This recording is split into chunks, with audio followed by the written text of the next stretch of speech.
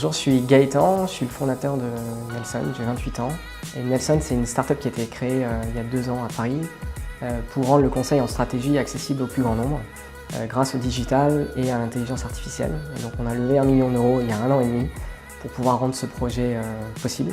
Et on est en phase de commercialisation d'une première offre à destination des dirigeants d'entreprises plutôt de petite taille, à la fois start-up et PME, afin qu'ils puissent avoir accès à du conseil en stratégie de façon rapide, accessible et ergonomique.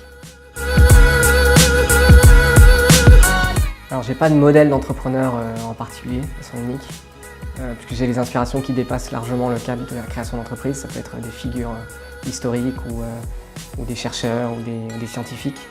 Au niveau des entrepreneurs, moi ce que j'aime bien c'est les gens qui ont des convictions, comme Frédéric Mazzella avec Blablacar, qui est un exemple bien connu de quelqu'un qui s'est acharné parce qu'il croyait coûte que son produit était utile et répondait à un vrai besoin. Ça peut être Jean-Baptiste Rudel chez Criteo, qui fait un produit de retargeting publicitaire qui ne m'inspire pas du tout, mais son modèle de management est très intéressant. Et le fait qu'il ait ouvert dès le départ le capital de ses employés fait qu'aujourd'hui son assistante est millionnaire. Donc, moi j'aime bien les entrepreneurs qui ont des convictions, qui sont iconoclastes même parfois, et qui vont au bout de leurs convictions.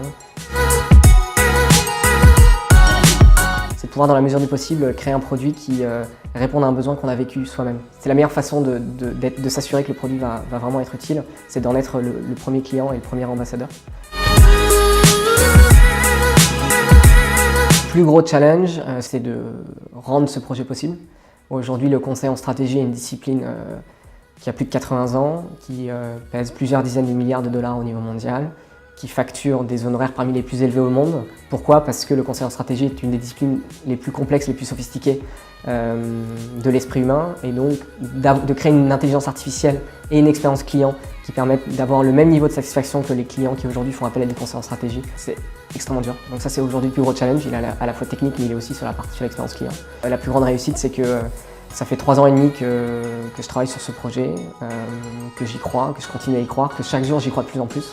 Ça c'est ma plus grande fierté aujourd'hui, c'est de continuer à y croire alors que plein de gens n'y croient pas ou n'y ont jamais cru. Et d'avoir pu lever 1 million d'euros juste sur cette idée, parce qu'en fait il y a quand même plein de gens qui y croient. Et aujourd'hui j'en suis très fier et j'espère pouvoir honorer cette confiance le plus rapidement possible.